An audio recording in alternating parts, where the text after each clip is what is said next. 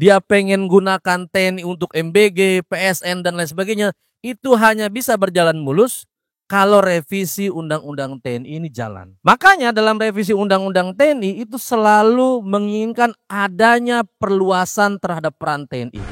Jadi dalam revisi Undang-Undang TNI yang sekarang ini pengen menghapus larangan TNI berbisnis. Alasannya katanya kan kasihan prajurit di lapangan, ini ada yang ngojek, ada yang jual sayur, sehingga larangan berbisnisnya harus dihapus. Ini cara pandang yang keliru. Kalau prajurit di lapangan sampai harus ngojek, sampai harus jual sayur, berarti ada masalah soal kesejahteraan. Menurut saya ini hanya dalih teman-teman, daripada keinginan segelintir orang di elit TNI untuk kembali seperti masa Orde Baru di mana TNI bisa berbisnis. Pertama, saya mau katakan bahwa apa yang tadi dikatakan Dimas, bahwa ada upaya militerisasi terhadap kehidupan sipil di Indonesia itu terjadi dan hanya akan terjadi kalau revisi Undang-Undang TNI ini jalan. Kalau revisi Undang-Undang TNI ini goal. Karena apa? Karena disitulah jantungnya. Jantung daripada apa yang tadi Dimas katakan, TNI bantu food estate meskipun sudah terjadi gitu ya. TNI di PSN, TNI di berbagai jabatan sipil. Itu kan sebetulnya kan tinggal menunggu kapan YLBHI imparsial, Kontas dan teman-teman ini gugat. Karena sebetulnya dasarnya nggak ada semua. Nah ini coba mereka pengen atur dalam undang-undang namanya revisi Undang-Undang TNI. Itu satu hal. Jadi semua yang ada di kepala Prabowo, dia pengen dia pengen gunakan TNI untuk MBG, PSN dan lain sebagainya, itu hanya bisa berjalan mulus kalau revisi Undang-Undang TNI ini jalan. Itu yang penting untuk digarisbawahi. Makanya dalam revisi Undang-Undang TNI itu selalu menginginkan adanya perluasan terhadap peran TNI. Jadi alih-alih misalnya memperkuat pengawasan, karena selama ini kita kritik TNI itu minim pengawasan, ada korupsi Basarnas, kemudian ada kekerasan terhadap warga sipil, kemarin nyerang kantor polisi, ya kan? Itu kan sebetulnya butuh pengawasan, tapi yang dilakukan oleh revisi justru dalam draftnya adalah meminta perluasan kewenangan. Dalam pasal berapa? Teman-teman wartawan perlu tahu bahwa draft yang beredar di masyarakat sipil ada dua. Satu draft yang diusulkan oleh Babinkum TNI tahun 2023, itu draft sangat ngaco sekali ya. Yang draft itu dapat penghargaan, bahkan itu jadi Jampitmil gitu ya. Kemudian yang kedua adalah draft yang diolah di Balek ya. Draft yang pertama itu dia mengotak-atik pasal 7 dan pasal 47. Pasal 7 itu soal operasi militer dan operasi militer selain perang. Di pasal 47 dalam draft Balek, dia membolehkan ya TNI aktif menempati jabatan-jabatan sipil sesuai dengan kebijakan presiden. Padahal dalam undang-undang TNI yang existing itu hanya diatur hanya dalam 10 lembaga, dan itu semuanya hanya berkaitan dengan urusan pertahanan. Kalau pasal ini kemudian direvisi, maka habislah kemudian kehidupan sipil kita. Mereka bisa masuk di seluruh jabatan sipil, bisa masuk di kementerian, bisa masuk bahkan di BUMN, dan bahkan sudah terjadi. Oleh karena itu mereka menginginkan legalisasi itu melalui revisi Undang-Undang TNI melalui pasal 47 ini. Kenapa itu jadi bermasalah? Pertama, kita punya pengalaman 32 tahun hidup dalam masa Orde Baru, di mana otoritarisme Orde Baru itu kekuatan utama yang menyokong adalah ABRI, TNI gitu ya. Pada saat itu nggak berani masyarakat sipil ini mengkritik pemerintah. Kenapa? Karena yang dihadapi militer gitu. Bayangkan kalau militer itu duduk dalam jabatan-jabatan pemerintah, bagaimana mungkin kita bisa berdebat, kita bisa mengkritik mereka kalau mereka berbaju militer. Orang kan kemudian takut ya, dengan ancaman stagnan seperti itu. Kemudian yang paling penting sebetulnya saya mau katakan, kalau TNI kemudian bisa masuk ke jabatan-jabatan sipil, itu sebetulnya merugikan loh buat TNI. Karena itu menarik jauh TNI dari tugas utamanya.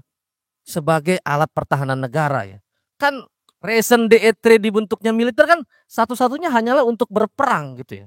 Kalau kemudian fokus dia ditarik menjadi urus MBG, urus PSN, urus beras di Bulog ya, urus apa lagi? Kali Citarum misalnya, urus sawit misalnya, dia akan jadi tidak fokus gitu ya terhadap tugas utamanya itu adalah untuk berperang gitu. Padahal dalam generasi perang sekarang yaitu generasi perang keempat itu dibutuhkan satu spesialisasi gitu ya di angkatan bersenjata agar angkatan bersenjata itu bisa memenangi suatu peperangan. Perang sekarang itu tidak dimenangkan oleh seberapa banyak jumlah pasukan, tapi faktor dominan dan determinannya adalah dia harus menguasai teknologi yang mutakhir ya, perang modern dan lain sebagainya. Artinya dia membutuhkan spesialisasi. Kalau dia tidak fokus terhadap tugas utamanya sebagai alat perang, dia akan menjadi tidak fokus. Nanti kalau misalkan ada tentara asing mau nyerang Indonesia, tiba-tiba tentaranya ada yang lagi cocok tanam, ada yang lagi tanam singkong, ada yang lagi jualan beras, ada yang lagi panen sawit dan lain sebagainya. Nah itu yang menurut saya melemahkan profesionalisme TNI, tetapi juga menempatkan masyarakat Indonesia dalam kondisi yang berbahaya. Kemudian ini juga akan semakin merusak pola di dalam organisasi ASN sendiri. Bayangkan orang bertahun-tahun gitu ya, berkarir di ASN, punya bayangan, oh nanti saya akan jadi dirjen, saya akan jadi sekretaris kementerian gitu ya, akan jadi deputi. Dia berkarir dengan baik, terus tiba-tiba ketika dia sudah waktunya dia menjadi deputi, tiba-tiba masuk jenderal siapa lagi? Ini tim mawar masuk gantiin deputi sebelumnya dan lain sebagainya. Seperti halnya sekarang terjadi. Itu akan melemahkan motivasi di antara teman-teman ASN sendiri. Kata teman-teman ASN, ngapain saya sekolah, ngapain saya kerja bener-bener di ASN, di kementerian itu, kalau nanti yang jadi pimpinan adalah dari tempat lain. Nah ini mendemoralisasi teman-teman ASN. Dan sekarang bayangkan teman-teman, belum direvisi undang-undang TNI saja, ada 2.569 prajurit TNI aktif di jabatan sipil. Siapa yang ngomong? Bukan imparsial. Yang ngomong TNI sendiri di acara di Lemhanas pada tahun 2023 atau 2024 saya lupa. Kemudian dia mengakui sendiri bahwa ada 29 perwira aktif yang menduduki jabatan sipil itu di luar dari apa yang diperbolehkan dalam undang-undang TNI. Jadi dia ngakuin kalau ini kami udah ngaco, kami udah melanggar undang-undang TNI dan tetap kami tempatkan dalam undang-undang TNI. Nah, udah ngaco begini dia pengen ganti undang-undangnya, itu yang menurut saya keliru gitu ya. Harusnya kan sesuai dengan undang-undang, patuh dan hormat, taat asas terhadap undang-undang, dia malah mau bengkokin undang-undangnya dengan ganti undang-undangnya supaya dia boleh melakukan kesalahan itu. Kedua adalah penghapusan larangan berbisnis. Ini penting juga. Penting ini Bu Moderator. Jadi dalam revisi undang-undang TNI yang sekarang ini pengen menghapus larangan TNI berbisnis gitu ya. Alasannya katanya kan kasihan prajurit di lapangan, ini ada yang ngojek, ada yang jual sayur gitu ya. Sehingga larangan berbisnisnya harus dihapus gitu. Loh, ini cara pandang yang keliru. Kalau prajurit di lapangan sampai harus ngojek, sampai harus jual sayur, berarti ada masalah soal kesejahteraan. Siapa yang bertanggung jawab soal kesejahteraan prajurit? Ya Panglima TNI. Kan harusnya misalnya logiknya begini, kalau prajurit saya tidak sejahtera, bukan suruh prajurit saya berbisnis, tapi saya penuhi kesejahteraannya supaya dia fokus saja sebagai alat pertahanan negara, fokus saja sebagai TNI gitu. Bukan justru malah didorong, oke silakan ngojek, silakan jadi petani, silakan jadi jualan sayur dan lain sebagainya. Menurut saya ini hanya dalih teman-teman wartawan. Dalih apa? Dalih daripada keinginan segelintir orang di elit TNI untuk kembali seperti masa Orde Baru di mana TNI bisa berbisnis. Mumpung presidennya sekarang militer, temennya dia pengen revisi undang-undang itu supaya Aji mumpung nih kita revisi aja undang-undang ini dan kemudian kita balik ke jam orde baru supaya kita bisa berbisnis lagi. Jadi jangan pakai narasi bahwa kasihan sama prajurit di bawah, kemudian menghapus larangan berbisnis. Padahal sebetulnya dia yang pengen berbisnis tambang dan lain sebagainya. Saya kira kalau kemudian ini dihapuskan, kita akan lihat banyak perwira-perwira ini main tambang, main smelter dan lain sebagainya. Kita akan lihat banyak sekali yang seperti itu. Jadi kalau masalahnya kesejahteraan, maka penuhi kesejahteraannya supaya dia bisa fokus, bukan justru malah didorong untuk berbisnis.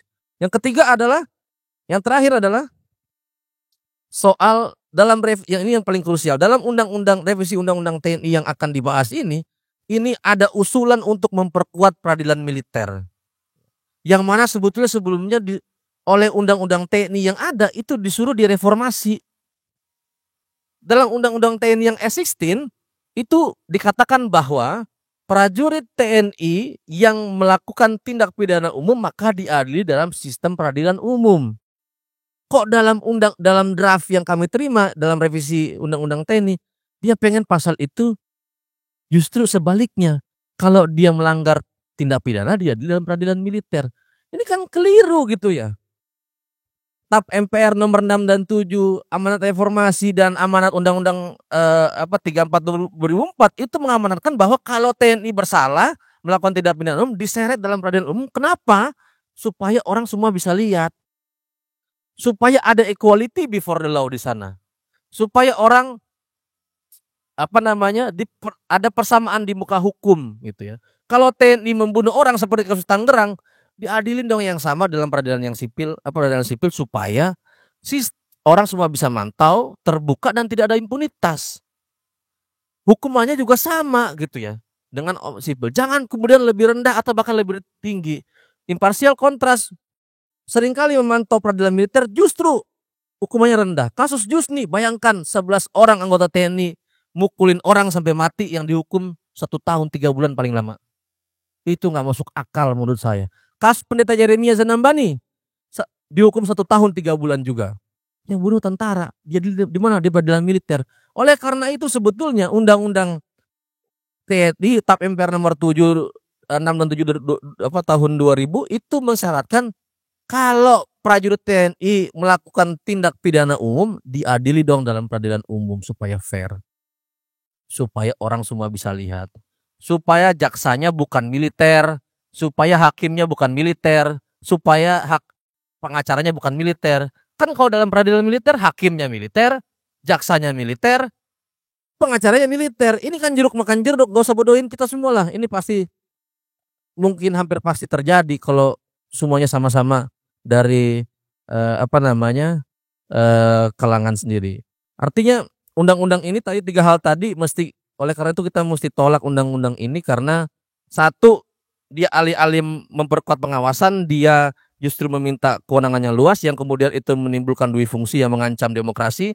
Kedua, dia justru pengen mengaktifkan bisnis militer gitu ya, dengan TNI pengen dibiarkan berbisnis. Yang ketiga justru pengen memperkuat impunitas. Nanti selebihnya bisa ditambahkan oleh teman-teman. Terima kasih.